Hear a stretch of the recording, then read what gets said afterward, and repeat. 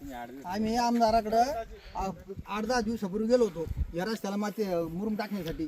तात्काळ मुरुम टाकून द्या म्हटलं. आमची शाळेतले बारीक बारीक मुलं जात नव्हते, त्यांची फजिता उरायला जायची, रस्त्याला पडात्या, गाड्या आपटात्या. त्याकरता तुम्ही आम्हाला मदत करा म्हटलं काहीतरी तात्काळ. की त्यांनी आता झाले 10-12 दिवस आजपर्यंत काहीच केलं नाही. तर आता आम्ही शेतकरी लोक वर्गणी करून आणि इकडे मुरुम टाकून आलो.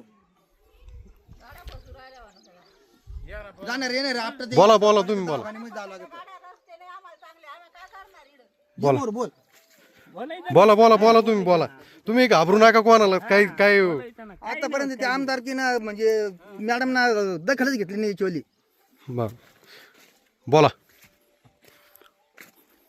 हा जेवरलीपणे रस्ता आहे इतका खराब झाला, मुलांना शाळेतल्या मुलांना जाण्यासाठी फार त्रास होतो.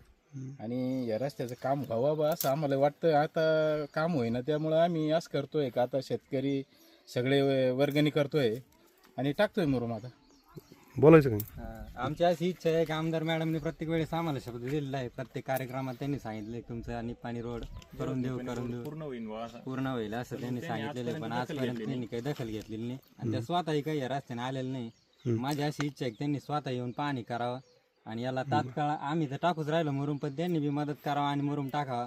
आणि आमची अशी इच्छा आहे कोणत्याही अधिकाऱ्याने आम्ही मुरुम टाकलेलं आहे, आमच्या या टाकलेल्या मुरुमावर कोणी पैसे काढू नये. आम्ही स्वतः लोकवर्गणीतून हा मुरुम टाकलेला आहे. आमदार मॅडमला विनंती त्यांनी लवकरात लवकर या रस्त्याकडे लक्ष द्यावं. तुम्ही बोल ना.